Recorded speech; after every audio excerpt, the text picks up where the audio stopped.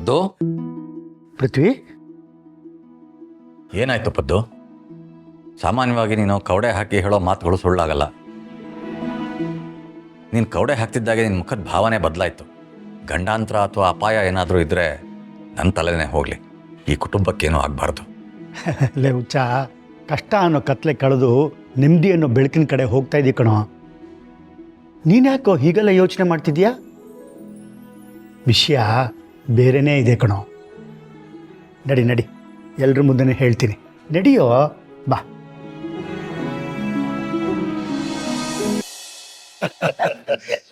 ಒಟ್ಟಿನಲ್ಲಿ ನನಗೆ ಊಟದಲ್ಲಿ ತುಂಬ ಇಷ್ಟ ಆಗಿದ್ದು ಸುಬ್ಬು ಮಾಡಿದ ಪಾಯಸ. ಥ್ಯಾಂಕ್ಸ್ ಯಜಮಾನ್ರೆ, ಥ್ಯಾಂಕ್ ಯು. ಅಪ್ಪ, ಸುಬ್ಬು ಪಾಯಸ ಎಲ್ಲ ಮಾಡಿದ್ದು, ನಾನ್ ಮಾಡಿದ ಪಾಯಸ. ಹೌದಾ? ಹೌದಾ? ಮತ್ತೆ ಅಡುಗೆ ಮನೇಲಿ ದ್ರಾಕ್ಷಿ ಗೋಡಂಬಿ ಇಟ್ಕೊಂಡು ಓಡಾಡ್ತಿದ್ದ? ಅಮ್ಮ, ದ್ರಾಕ್ಷಿ ಗೋಡಂಬಿ ಹಾಕಿದ ಮಾತ್ರಕ್ಕೆ ಪಾಯಸ ಮಾಡಿದೊಂದು ಸುಬ್ಬು ಆಗ್ಬಿಡ್ತಾನ?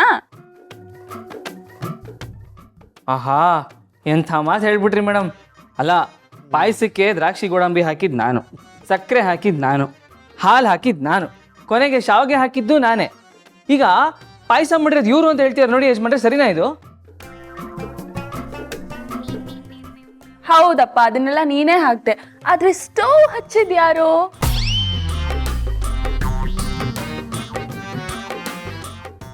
ನಾನ್ ಸ್ಟವ್ ಹಚ್ಚಿರ್ಲಿಲ್ಲ ಅಂದಿದ್ರೆ ನಿನ್ ಪಾಯಸ ಮಾಡಕ್ ಆಗ್ತಿತ್ತಾ? ಓಹೋ, ಸಾಯಿಬ್ರೆ, ಪಾಯಸ ಮಾಡಕ್ ಮುಂಚೆ ಸ್ಟವ್ ಹಚ್ಚಿರ್ಲಿಲ್ವಾ? ಸರಿ ಆಯ್ತು.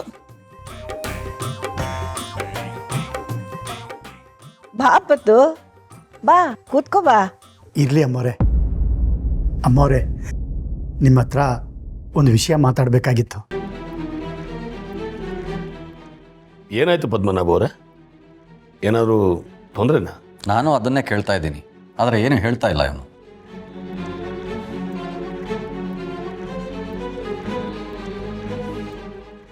ತೊಂದರೆಗಿಂದ್ರೆ ಏನಿಲ್ಲ, ಆದರೆ ಮುಂದೆ ತೊಂದರೆ ಆಗಬಾರ್ದಲ್ವಾ?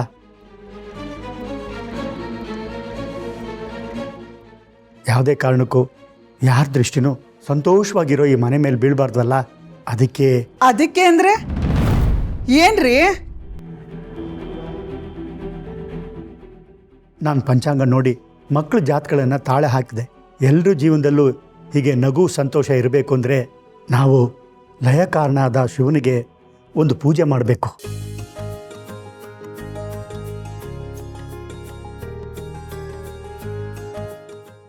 ಪೂಜೆ ಮಾಡಿಸೋದು ಒಳ್ಳೆ ವಿಷಯನೇ ಅಲ್ವಾ?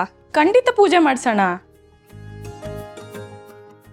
ಹೌದು ಪದ್ದು, ಯಾವತ್ತು ಎಲ್ಲಿ ಅಂತ ನೀನು ಹೇಳು, ಮನೆಯವರೆಲ್ಲರೂ ಸೇರಿ ಪೂಜೆ ಮಾಡಿಸೋಣ. ನಾವು ಆ ಈಶ್ವರನ ಸನ್ನಿಧಾನಕ್ಕೆ ಹೋಗ್ಬೇಕಮ್ಮೋರೆ.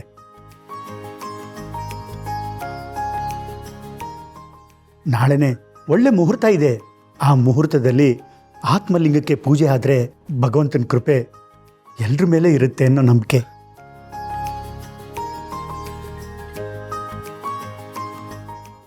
ಆತ್ಮಲಿಂಗದ ಪೂಜೆ ಅಂದರೆ ನಾವು ಗೋಕರ್ಣಕ್ಕೆ ಹೋಗಬೇಕು, ಅಲ್ಲಿ ಪೂಜೆ ಮಾಡಿಸ್ಬೇಕು ಅಂತ ಹೇಳ್ತಿದ್ಯಾ?